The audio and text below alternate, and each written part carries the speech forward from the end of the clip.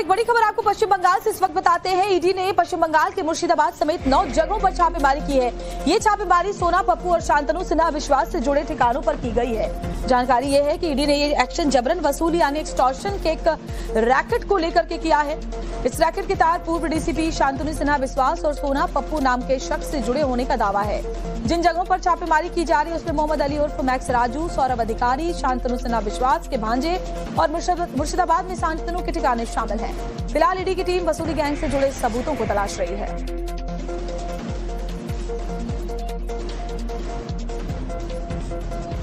तो बड़ी खबर आपको बता रहे हैं, शांतनु सिन्हा विश्वास की घर रेड हुई है। पूर्व डीसीपी है शांतनु सिन्हा विश्वास। बताया जा रहा है एक्सटॉर्शन के रैकेट में ये छापेमारी की गई है।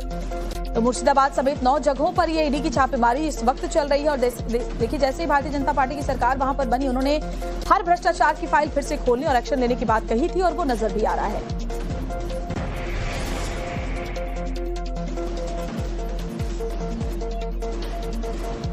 तो इस खबर के बारे में और जानकारी आपको देती हूँ। छापेमारी क्यों हो रही है ये भी आपको बता देते हैं। तो देखिए, कोलकाता पुलिस के पूर्व डीसीपी है शांतनु सिन्हा विश्वास। कोलकाता पुलिस के सुरक्षा नियंत्रण विभाग में इनकी तैनाती थी।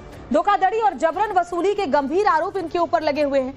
10 घंटे से अधिक की पूछताछ के बाद उनकी गिरफ्तारी कर ली गई है। उनसे पूछताछ आगे बढ़ाई जाएगी। सोना पप्पू गैंग के नेटवर्क से कनेक्शन का भी इनका आरोप है। जरा सोचिए, सिस्टम पे रहकर लोग कैसे भ्रष्टाचार कर रहे थे। भूमि हड़पने, जबरन वसूली और वित्तीय गड़बड़ी के गंभीर आरोप इनके ऊपर लगे हैं और इसी मामले में अभी ईडी की ताबड़तोड़ छापेमारी हुई है।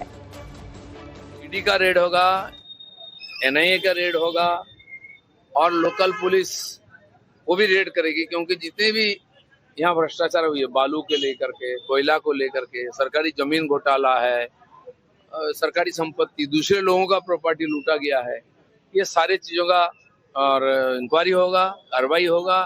अब देख ही लिए, बुलडोजर भी चालू हो गया है, ये सब चलेगा।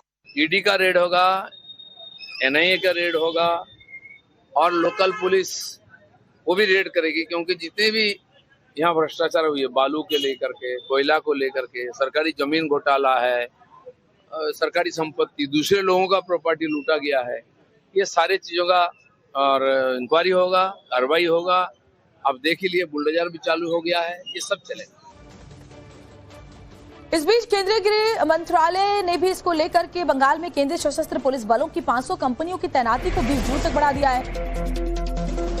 केंद्रीय गृह मंत्रालय ने पश्चिम बंगाल सरकार के अनुरोध पर केंद्रीय सशस्त्र पुलिस बलों की 500 कंपनियों की तैनाती चुनाव बाद कानून व्यवस्था बनाए रखने के लिए 20 जून तक बंगाल में बनाए रखने का फैसला किया है। दूसरी तरफ पश्चिम बंगाल के मुख्यमंत्री शुभेंदु अधिकारी ने कहा कि घुसपैठियों के लिए बंगाल सरकार ने नई व्यवस्था लागू की, जिसके तहत बंगाल में पकड़े गए घुसपैठियों को बीएसएफ के हवाले किया जाए।